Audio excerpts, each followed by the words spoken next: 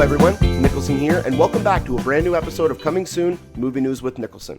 This is a show where we'll be breaking down all of the latest movie news and kind of going through what it means for the production and what it could mean for future installments of that type of film or trailer breakdowns, director announcements, things like that. So without any further ado, let's get started with today's hot topics.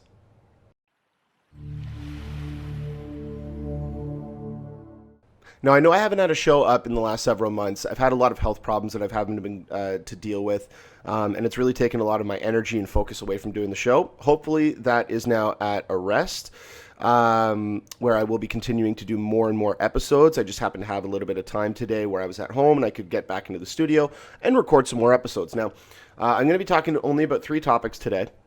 One of which is the Batman v Superman. Another one is Captain America Civil War. And the last one is going to be the new Jungle Book movie.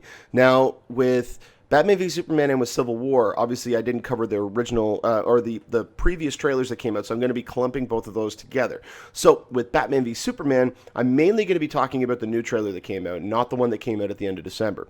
So let's get started with this. Now, I'm just going to touch on a couple of things that happened in the trailer in December. While initially, when I started watching the trailer, I thought, okay, this is really cool. We're getting to see a different side of this movie, or at least of some of these characters. I mean, the entire opening of that trailer was between Bruce Wayne and Clark Kent, not between Batman and Superman. You really get to see that their fight is going to stem further than just fists. It's going to stem further, possibly into their ideologies, and even further than that. Now, we're going to have to wait until the end of March to find out exactly what. The biggest complaint that I had is the same complaint that almost everybody else had. And it wasn't the fact that we got to see them team up. It wasn't the fact that we got to see Doomsday. I would have been fine with them showing Doomsday in the trailer. It was the way that they went about it, where they actually show him going up against the trio. It shows them going up against the Trinity. And if they had done it the same way that they did in the previous trailer, the one that they showed at Comic-Con, where we know, it hasn't been proven, but we know that Wonder Woman is not fighting Batman or Superman. It is not a 3-person fight. But when they showed her in the trailer and we saw her fighting something, it's like, okay, well, she's probably fighting whatever they eventually team up to fight against. And we knew that was coming. The fact that they showed them all teaming up, and this has been repeated ad nauseum on a bunch of different other podcasts, which I'm sure a lot of you do watch. It's, very similar to the type of show that I do. But that was one of the things that really alienated me. Also, the look of him. Now, I believe that this is the first version of Doomsday. I think that Doomsday is going to be an evolving character for the short time that we see him in the movie. I'm pretty sure his sequence is going to be about 15 to 20 minutes. And I'm pretty sure that throughout the course of his fight, you are going to see him grow the bone protrusions and the things are going to come out due to damage inflicted. So whether or not that's Batman shooting him with one of his cannons, or Superman, hitting him so hard or throwing something against him that it rips a part of him off, and then his bone protrusion comes out. There was a rumor, I think it was last summer or even in the spring, dropped by Humberto Gonzalez, El Mayimbe, where Wonder Woman would actually cut off one of Doomsday's arms, and then a giant bone sword would actually come right out and regrow in its spot. So I think that we're actually going to get that. I'm not let down by that. I was let down by, okay, now I know where, I actually visually have an idea of where we're going. It's kind of like what happened with Amazing Spider-Man 2. Now, I'm not comparing these two films. I'm not comparing Batman v Superman to Amazing Spider-Man 2. But in the marketing for Amazing Spider-Man 2, they showed you the very end of the film. They showed you the fight with the Rhino. Even the very last shot where he was swinging that manhole cover around, just as it went to impact into the Rhino, it cut to black, and then you saw directed by Mark Webb. I don't believe that is what is happening with Batman v Superman, but I feel that we have seen something from the last 10, 15 minutes of this film, which to me is a bit of a bummer because the movie's called Batman v Superman. It's not called Dawn of Justice, Batman v Superman. It's Batman v Superman, Dawn of Justice. We know that is coming, and the fact that they showed us that, it irritated me. That being said, this new trailer that they just came out with is the perfect trailer. The perfect trailer for this movie. This is the trailer we should have got in December. Actually, I personally don't think that we should have had a trailer in December. I think they should have waited for this one because it's just too much marketing. I am now starting to talk to people, while they're now getting more excited because of this trailer, I'm starting to talk to more and more people who are like, when is it coming out? Like, I've been hearing about this for a while. And I think that their over marketing has backfired a little bit, which is unfortunate because I'm really looking forward to this film. This new trailer, this was perfect in almost every way. From the music, to me, was the biggest takeaway. This was the first trailer where I felt it wasn't.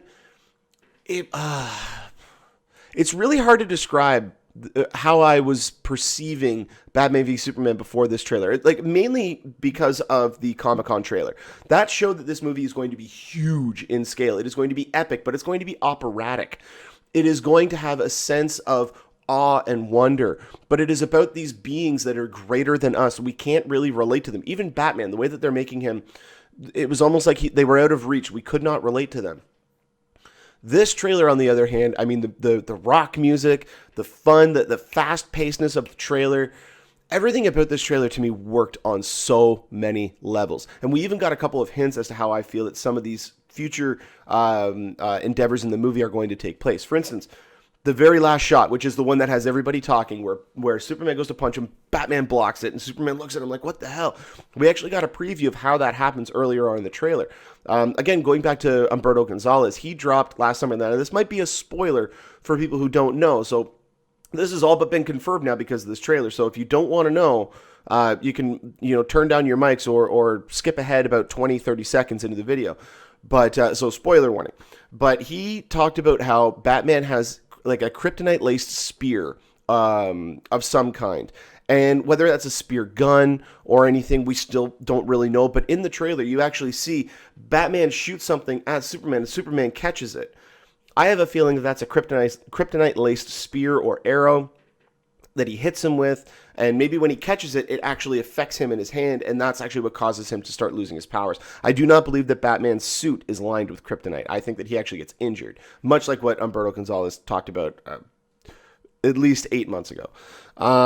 So that was, to me, a really cool insight into this trailer, but you really got a sense of the focus of this movie, that the marketing really realized, okay, yeah, we need to bring it back onto Batman v Superman. You really get to see them going toe-to-toe, back and forth. You get Lex Luthor commenting on how, this is the gladiator match of all time. You have God versus man. I'm getting very, very excited for this movie. And now I am not on board with this whole negativity train that's going on. This is one thing I want to take a couple minutes to talk about. So yeah, Drew McWeeny over at HitFix. Well, he's a guy whose opinion I greatly respect. To me, it's almost a smear campaign. This, to me, it's coming out of nowhere. It's like, why are you talking about this?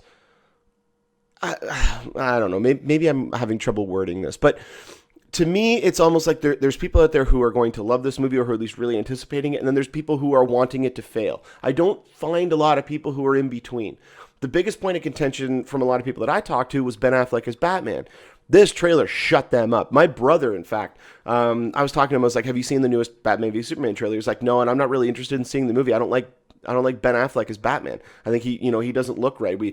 From what he saw in the other trailer, he didn't really like what he saw. I showed him the new trailer, and he was, after the trailer, after 2 minutes, all it took was 2 minutes, and he was losing his mind. He is now very excited for this movie. This trailer did its job, but I don't know a lot of people who are in the middle. I don't know a lot of people who are like, yeah, it looks okay. A lot of people are really like, I'm not going to go see it because it looks terrible, or they're thinking that it looks incredible. I don't think, with the amount that Warner Brothers has received in the past in terms of trepidation from its fans, I don't think that after announcing Zack Snyder to direct Justice League Part 1 and Part 2, and that pre-production on that is already started, and filming is actually supposed to start, I think, sometime in June or July, I don't think they would take the steps now to delay that, especially considering how we're hearing that Batman v Superman actually ends. I'm hearing, now again, another spoiler, but this has been online for a while, I'm hearing that the ending montage or the ending credit sequence to the movie is actually going to be similar to the opening credit sequence of Watchmen, where you're actually going to see the Justice League kind of in like a motion comics kind of way, where you might have Aquaman with his trident going, and it's like slowly moving while you have the credits going up, and you actually see them fighting together. If they were to end the movie like that and then delay Justice League, that would actually hurt more than help. I also don't think that Ben Affleck is going to have time to do the Batman because it hasn't been confirmed, but it's greatly hinted at that he will direct it. He is currently writing it with Jeff Johns. If they were to move that into early production, that would mean that he would have to start production on that later this year. He can't do that. He's working on it's not The Accountant. It's Live by Night or something. Live by Night. He's directing another movie right now, which is going to be coming out either at the end of this year or beginning of 2017.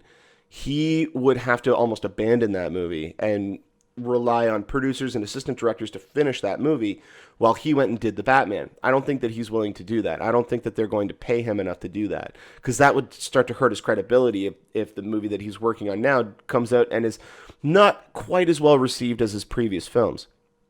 So there's a lot of hesitation when it comes to that. I personally do not believe that Zack Snyder will be removed. I think that from Man of Steel, which he did an incredible job with, it was just derided between fans. I think that Batman v Superman is actually going to be a really well-rounded film. My only worry is that the Batman v Superman aspect of the storyline is going to be finished up with almost an hour left in the film. That's my only concern. I feel that this movie is too big for what it is trying to do. There are too many things that they're trying to do with this movie. That's my only concern, and that there's going to be too much going on. And I hope that that's not the case because this movie, DC needs this movie to work. Warner Brothers needs this movie to work. They need this movie to do very well, and they need it to be critically successful in order to get the fan base on board. Whether or not we see, I don't think that we would hear until April at the very earliest, and it would probably be the middle of April, maybe even towards the end of it, that Justice League has been delayed because they're not supposed to start filming until, like I said, June or July. So that gives them time if they were to delay it. I personally do not think that they would. That would shoot themselves in the foot. It's also become very common knowledge now, at least in the online film world, that they already tried a Justice League movie, like 8 years ago, Justice League Mortal, and it didn't work. Like they actually canceled it a couple weeks out before filming, much like they did with the Death of Superman Lives, or Superman Lives, I should say, not the documentary. Yeah, I'm excited for this movie. I hope that it's going to do well.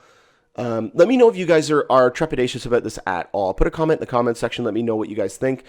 But I mean, that opening sequence with Batman in the trailer, where you see him taking on, I think it was 14 or 15 guys. They say it's 24, but they show you later on in the trailer when he actually grapples up to the roof, he's actually up there, and he's got what look to be some sort of guns or something, where he's actually firing at some of the guys. So he takes them out, then hand-to-hand combat, fights about 14, 15 guys. And that was the way we've wanted to see Batman. That is the way that we've always wanted Batman to appear. So that and Alfred and everything in this trailer to me was done perfectly. Perfectly. There wasn't anything that I don't think they could have done better. The only thing they could have done better was not have released the trailer they did in December. That's really my big complaint. If we didn't get that trailer, I don't think there'd be as much negativity surrounding this movie as there is right now. And that is only a fault of Warner Brothers' marketing campaign, which is sad. But yeah, I mean, let me know what you guys think in the comment section below. Are you very excited for Batman v Superman? Are you more or less excited, or you don't want to see the movie? You think it just doesn't look very good? Let me know what you think about the comment section below, and I will update you guys once the movie opens. Now, I still haven't gotten confirmation, but I'm supposed to be seeing the movie along with several other people about a week early. So hopefully by the end of this month or beginning of March, we're going to hear more information about that, let you guys know, and I will have a early non-spoiler review up for that film, probably somewhere. I think the screening's probably going to be around the 18th or the 19th. So I'll have it up right after I'm finished seeing it. So keep an eye out for that. But until we get more information about this topic, I will definitely update you guys on here.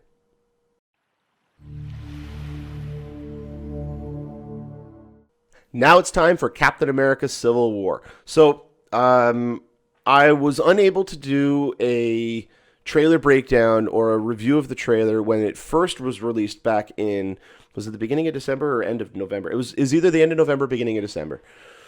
And I wasn't able to put together a review like I'm doing right now. So I'm combining that with the Super Bowl trailer, which I felt was almost better than the trailer that we got. It raised the stakes. That to me has always been the biggest concern when it comes to Captain America Civil War. Ever since they showed the first bit of footage at D23, which was not released to the public. But a lot of people came out talking about it, and they went, "Yeah, it was cool. It wasn't really a trailer. It was thrown together footage because they were still in the midst of shooting the movie.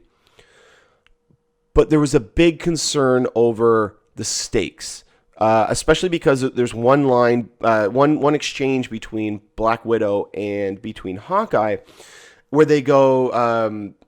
She says something along the lines to him of, "We're still going to be friends after this, right?" And he looks at her and says, "Well, it depends on how hard you hit me." So that really lowered the stakes for a lot of people, thinking this is going to be more of a skirmish. Then we got the first trailer, and we really got a sense of the idea of this story and what it's about, and more so about how it's Steve Rogers' story told with members of the Avengers team surrounding him, but he is the crux of the movie. He is the one that the story is focusing on. His search for Bucky, his loyalty, whether or not it's to his friend or to his country, to his organization that he signed up for. To his country that he has already technically given his life for, and how has seen the change that's happened in the country over the last 75 years. That, to me, is one of the most interesting aspects of this, because we got hinted at in Winter Soldier about Steve now becoming unsure about the governing bodies that he has subscribed to, and the amount of change that's happened in the last 75 years. I think that is being further exacerbated in this movie, because you see General Thunderbolt Ross coming in, which is a great addition and reappearance from his appearance in The Incredible Hulk, which I thought was really cool, bringing him back. He looks like he just got out of chemotherapy. I mean, I don't know what's going on with William Hurt, but he looks very gaunt, I think is the proper term to use there. He just looks very thin, kind of a little bit unhealthy. But that's more nitpicking than anything else. When it comes to the fact that they now consider Steve Rogers, or at least some people in this world consider Steve Rogers to be a vigilante, somebody who has dealt with, I think they say in the trailer, he's had unlimited power and zero accountability. And now the Sokovia Accords, which they're trying to bring out, are a means of trying to control who and which superheroes there are, and they need to register for them, but also when they're sent out and for what purposes they're actually sent out for, because too many people are being killed due to their events. Whether or not they're there to save them, people are dying during those events, and the government feels like they need to do something about it, especially because S.H.I.E.L.D. no longer exists. So, I mean, you really get a sense of the stakes from that trailer, but the big part to me was in the Super Bowl ad, when you saw Bucky, Winter Soldier, walking up to Tony, and he looks like he is almost being mind controlled. There's something not right with him. And you see him walking up, and he's got the gun, and he almost looks like he's not in control. Like somebody else is actually controlling his body.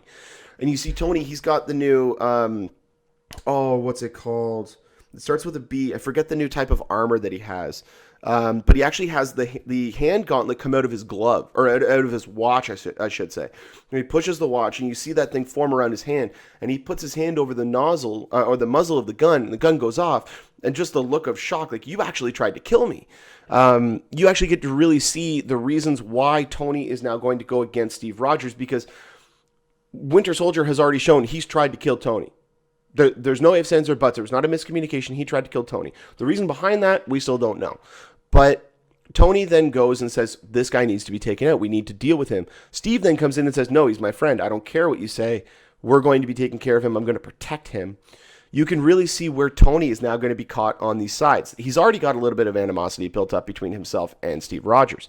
Now, you're bringing this in. This is now making it personal, like more so personal. Other than just ideological differences, this is now, no, your friend tried to kill me and you're going to protect him. That makes you just as bad. And you can see how they're going to go head to head. One of the big standouts for me in all the trailers, and I think with a lot of other people too, has been Black Panther. Now, Black Panther, I think, is going to be used very, very well in this movie. They've come out previously and stated that he is on his own side. He is not on either or, which to me was a little weird, considering that in the Super Bowl TV spot, he is standing firmly on Team Iron Man. Now, whether or not that's just that situation, because he's going up against Winter Soldier, because you do see that in the trailer as well, him fighting Winter Soldier. I think that's going to be one of the best fights in the movie.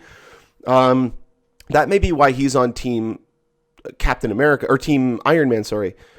But it's interesting to see if whether or not he's actually going to switch sides, and then later on in the movie, say, oh, by the way, Tony, I'm going to have to defeat you because of this. Or maybe he's the one who takes down War Machine. I mean, we see in the trailer, Winter Soldier trying to rip out the core of Iron Man's suit, and we see that the same thing has happened to Rhodey, but we don't know exactly how.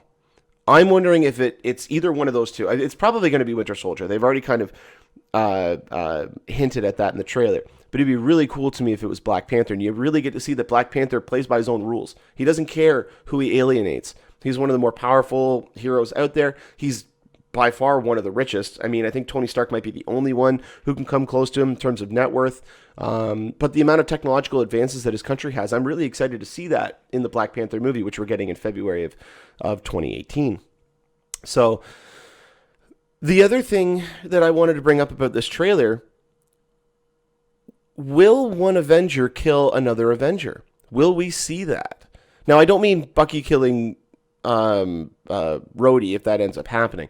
I mean, are we going to see, Scarlet Witch kill Falcon? Are we going to see, or not Scarlet Witch kill Falcon, I mean Black Widow kill Falcon? Are we going to see, War Machine try to take out Ant-Man? Are we going to see these life and death fights? That's the biggest thing of curiosity to me, because we know the stakes involving Cap and Iron Man. Those are almost going to be to the death. The other members are the biggest question mark to me, because we're going to have the big set piece at the German airport. That's where we're going to have the main showdown between the two groups. Outside of that, I mean, there's a bunch of large action set pieces that look to be in the movie. You have the opening attack in Wakanda, where Crossbones is going to attack and most likely have a bomb strapped to himself and detonate and cause a big international incident. We have Cap trying to retrieve Bucky, and from when he gets captured in this. So, however that goes down, there's probably going to be an action sequence there. We have Bucky trying to escape, which is then followed up by what looks to be one of the most epic on-foot car chases that there is, where you see Cap and Winter Soldier actually hopping cars and Black Panther in quick pursuit. So Black Panther is chasing Winter Soldier, Cap is chasing Black Panther. I think that's going to be an epic sequence. One of the most interesting action sequences, that, to me at least, is the one that's on the helipad. I mean, that was the epitomal shot in the first trailer for me, out of all of them. Even that ending fight with Winter Soldier and Tony teaming up against Iron Man.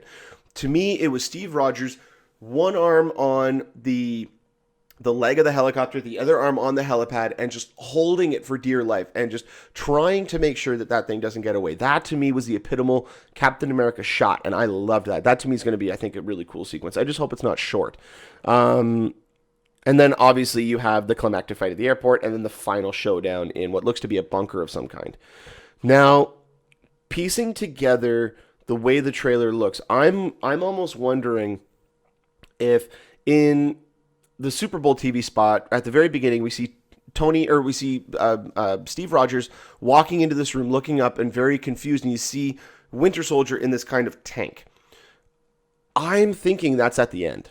I'm thinking that's at the end of the movie. Baron Zemo has actually captured him. And actually has him in some sort of suspension inside of this like water tank with a mask on, and Steve actually finds out. I think that's probably where that's going to be in the movie. That's the one good thing about these trailers too. Sorry to be spitballing, kind of going all over the place, but that's one of the things that I love about how the advertising is going so far. When the final trailer comes out, we're going to get a real sense of the chronology of this movie, but we really don't have a sense of the storyline. We really don't have a sense of where all these pieces fit in. And I like that. I like that we're being shown a lot of this stuff without really being able to piece it together ourselves. Because that's one of the things that I hate about a lot of movie trailers. I'm able to pick and choose and see, okay, this is tied to that scene, that's tied to this scene. Okay, so then place that there. Okay, now I have that in chronological order. Now I'm waiting for this scene, and this scene, and I have already seen the whole movie. That's what I hope that we don't get with this. And Marvel, so far they've been doing the right job. The final trailer, however, will spoil a lot of it. But the biggest thing, I'm so glad they haven't yet, and I hope that they stick to this and that they don't show anything before the final film is released on May 6th. Do not show Spider-Man. I do not want to see him. I don't want to see him. Do not. I don't care if he's in the movie for 5 minutes. I don't care if he's in the movie for an hour and a half. I don't care if he is the main character. I don't care if they rechange the title to Spider-Man Civil War. Don't show him. Keep this as an ace in the pocket. Do not show this character. And I hope to God that they don't show him. My biggest fear, because this has already happened twice. Age of Ultron and Ant-Man. For those of you who haven't seen either of those movies, mute this for the next 2 minutes. Age of Ultron, they kept Vision hidden through all the trailers, except for the final major release trailer, which just showed his eyes opening. That was it. That was the only shot we got of Vision. Then we started getting the TV spots. And in the TV spots, they showed Vision like phasing through guys, like his arm going through guys. You saw him shooting the beam out of his head. They showed you a lot of what Vision can do in that movie, in the TV spots, which I was really bummed about because I wanted that to be an experience to see in the theater for the first time. Then go to Ant-Man, which only opened a few months later. I didn't even know that there was a Falcon cameo in the movie until the TV spots started airing because all of the trailers had done such a good job of hiding that. We didn't need to know that. That would have been a great surprise in the movie. I'm pretty sure there were a lot of people out there who were surprised. But they gave away that in the TV spots, and that really irritated me. I hope to God, and I hope that Marvel has some sort of assassination squad set up at their marketing campaign so that if they do hide Spider-Man from the actual trailers, all the theatrical trailers, and then we get him in the TV spots, that's going to suck. Like, that's just going to really, really suck. And I hope that doesn't happen because that to me would be a big letdown. I mean, you painstakingly go through all of this hard work to make sure that people do not get an early glimpse, and then you just reveal it in a TV spot. Why? Why? Don't. Let this be in the movie. Let this be a surprise. Let this be a surprise for people who don't even know that Spider-Man is part of the MCU. Imagine going in to see a Captain America movie, and then you see Captain America, Iron Man, and Spider-Man standing next together in the same shot. I think that would be incredible. That to me is the ideal way to introduce him.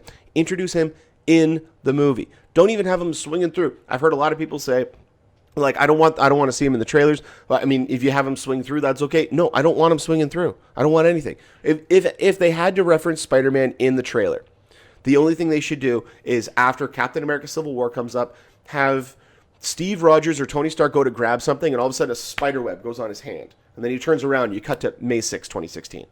That to me is the way you introduce him. Don't show him. Be very subtle about it. Be very sly with it. You know, there's a lot of ways that they can go about introducing this character, but I don't want any of them to be in the trailer. That's my biggest worry. And I mean, just going back to the main trailer, the one thing that Marvel has done really well is the interconnected universe. We already know that. I mean, they're 11 or 12 films in. That line at the end of the trailer where he says, "I'm sorry, Tony. I wish there was another way, but he's my friend." Tony looks at him and says, "So was I." They would not have been able to pull that off had it not been for the world building that they have done. This is the payoff that we've been waiting for, or at least one form of payoff. Now, at the end of Infinity War Part 2, they're more or less going to be rebooting the franchise. Like, they're not going to be recasting, at least at that point, I don't believe. But they're going to be rebooting it in a sense where it's going to be all new characters. It's going to be all new storylines. Probably a lot of it's going to take place off Earth. And even on Earth, it's going to be a different world than we're used to. We're not going to get, I don't think, the same level of payoff for a long, long, long time than what we're going to get in Captain America Civil War. This, for the fans, to be able to see these characters that have resonated with us, that we've actually been able to attach to, much like when I was talking about on Batman v Superman, how none of the characters look like they're relatable. You can't actually say that, oh, I mean, I can kind of see part of myself in him or in her. That works a lot better with Marvel, mainly because we're not dealing with gods per se. We're dealing with normal people who have been given a leg up on certain circumstances, whether it's through extensive training, whether it's through, a happy accident, or through a serum that actually just enhances their already built-in techniques and capabilities.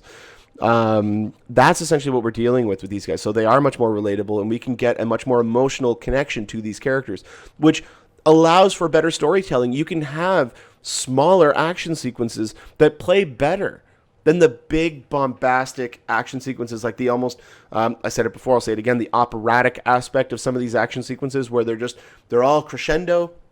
They lose a lot of their heart because we don't care about some of the characters, or at least we haven't gotten enough of the information we need to know these characters and to actually start to like them and love them. So with Civil War, I think that this is Marvel's best chance to really reach people on an emotional level. I think that it's going to be very, very successful. I'm hoping, fingers crossed, that this is the most critically well praised and commercially well praised Marvel film, just because the stakes are so high with this movie. This is also the launching pad for Phase 3. I mean, the next film we have is Doctor Strange. The one after that we have is what's in 2017? Is Black Panther in 2017? No, Black Panther's in 2018. In 2017, we have Guardians, we have Spider-Man, and Guardians 2 is going to be after Doctor Strange, which they just announced filming has started, and I loved that. I love the picture with Baby Groot. I think that movie is going to be excellent. Kurt Russell officially joins the cast. That was really good. The next one we have out of the gate after that is going to be the new Spider-Man movie, which that's actually going to start filming, I think, in April. So we're not that far away. April or May is when they're going to start filming that movie. So I'm really excited for that, too, to see. Actually, you know what? I guarantee what they're doing. They are waiting until Captain America Civil War opens to start production on Spider-Man, because when they start production on Spider-Man, we're going to have to see the suit. There's going to be set leaks. They're not going to film the whole movie on sound stages. If they do, that's a big mistake. I think they're going to film as much as they can on location and do whatever they have to in studio where they have more control. But they're going to wait to start production probably until the middle of May, where we're actually going to have seen what Spider-Man looks like, and then they can actually start production. People can take all the pictures they want. It'll already have been officially released by Marvel. And then after that, we get Thor Ragnarok. So, I mean, we're getting a sequel, an original film, a sequel, an original film, a sequel, and an original film, followed by a sequel. Like, they're doing that perfectly because they're getting people used to it. It's what Kevin Feige said a long time ago. He said, new, old, new, old, new, old. That's the pattern they want to fall by. And I think they're doing it, and they're doing it well. Civil War is going to be the launching pad, and I'm very excited to see what Phase 3 brings, especially with like Ant-Man and the Wasp, which I loved Ant-Man. I can't wait to see what they do further with this story. We're probably going to be seeing Giant Man in Civil War, so to see that come to life, there's a lot of really cool opportunities here. I'm very excited for it. Let me know what you guys think in the comment section below. Let me know whether or not you're very excited for it, what things you're nervous about with the movie, if there are any. Let me know in the comment section below. And if we do get more information about this topic, then I will definitely update you guys on here.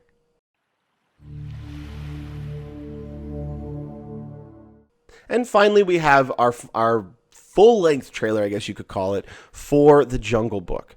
Now, we had a teaser trailer back in September or October that really gave us an idea of the world that they're introducing us to. It's going to be live action. Obviously, they're going to be CGI, but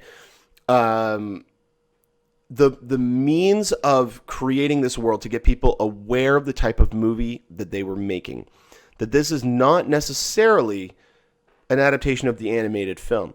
This is a movie that is set in a jungle with a boy who is having to grow up on his own in a pack of wolves. Like, I think they are actually thinking about that in real world concepts. Like, what would actually happen? Not just like, oh, it'd be fun if a kid, got raised by a wolf. No, it's what would this world actually feel like? And they got very accurate with the animals. All the animals that they chose, the type of bear they chose, the type of tiger, the type of rhinos that you see, the antelope, all that stuff are actually indigenous to that part of the world, to India, where the movie is set. And even, what did they say? The Gigantopithecus, I think, I'm butchering that, I know. The type of ape that King Louis is, was a giant ape that we know actually existed, but has been extinct for however many hundreds of years, if not maybe 1,000 years. But it's really cool to see them taking that approach to it. We got to hear almost all the main characters now talk. I am in love with the casting of Ben Kingsley as Bagheera. He is perfect. I'm warming up to Bill Murray as Baloo. I think that has a lot of possibilities, and especially the ending part where he's like, no, we got to wait here. I'm helping Baloo, get ready for hibernation. Bagheera goes, bears don't hibernate in the jungle. Baloo goes, he's like, no, not hibernate, but I do nap. A lot. It was just great. But the thing that resonated the most with me, it was just an extension of the original trailer that we got. It just gave us more, which was good. They are picking a lot from the animated feature, which did pick a fair amount from the original story by Rudyard Kipling.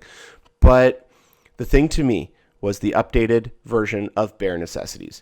When I heard that, and it's happening again because I can hear it in my head, I started to tear up. Because it reminded me of watching this movie as a kid. But on top of that, this was the perfect way to update that song. With all the imagery that went along with it. Especially, you see at the end, you see Baloo going up against Shere Khan. You hear Idris Elba as Shere Khan, who just sounds perfect and menacing. Everything about this movie looks like it's coming together so well. I am very excited for it. My only hesitance, and this was talked about, a lot of people were actually really liking what they heard, but I'm getting a little bit nervous about Christopher Walken as King Louis because I'm afraid we're not going to hear anything other than Christopher Walken. Like we're not even going to see the ape. Like when I hear Bagheera, I know that it's Ben Kingsley who's doing the voice, but I don't see Ben Kingsley. I see, an elegant mentor. That's what his voice gives off. That's the feeling that I get when I hear him. With Bill Murray as Baloo, I get this kind of warm sensation. You get almost like he's a friend, and you want that character to be a friend. You want him to kind of be a bumbling idiot, but at the same time, you want him to be the type of character that will have your back when you need it. When you get King Louis, I mean, yes, especially compared to the animated version, it is fairly close. But he's like, kid, I got ears. My ears got ears. He sounds too Christopher Walken-y. We're gonna need to hear more. We only heard really like the one line from him. But outside of that, this movie looks incredible. They look to have knocked it out of the park. Neil Settee as Mowgli looks to be the find of the century when it comes to how young he is and how adept he is in a full, almost entirely computer-generated world. Like almost nothing around him is real. Everything was CGI created. So he was having to use his imagination for all that with the help of director Jon Favreau. But do you know how difficult that is for a classically trained adult actor to be able to pull off, let alone a child who this is his first movie? So this movie could not have, this trailer, could not have sold the movie better, at least to me. This was the perfect trailer for it. With all of these trailers, if you guys haven't seen any of them, you can click the link in the description of this video below and you'll see the links for all of them. But my God, the Bare Necessities, the updated thematic aspect of it, where you have the huge drum sequence and you have the whistling, the violins and everything. Like it came together so well, and it brought me back to being a kid. And I think that's what this movie is trying to do, while also being for adults. I think this is going to be Disney's standout movie of the year, with the exception of Star Wars Rogue One. I think this is going to be the movie that they're going to need to top in terms of the quality. I'm really looking forward to this. But let me know what you guys think in the comment section below. Are you looking forward to Jungle Book? Do you think it's necessary? Just let me know what you guys thought about it. I'd love to hear any sort of other theories about the movie. Is this actually going to play into the Andy Serkis version? I don't think it will, but will it? What's going to be the differences between that movie when that comes out next October? Let me know in the comment section below. I'd love to hear all your opinions. And until we get more information about this topic, I will update you guys on here.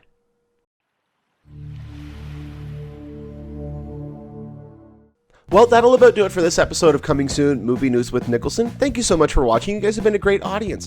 Go ahead and click that subscribe button there in the bottom corner. You can get updates whenever we post a new video. You can also follow me on Facebook and Twitter at Niklsun, Niklsun, for all of your movie updates. And give our Facebook fan page a like at facebook.com/movie news with Niklsun.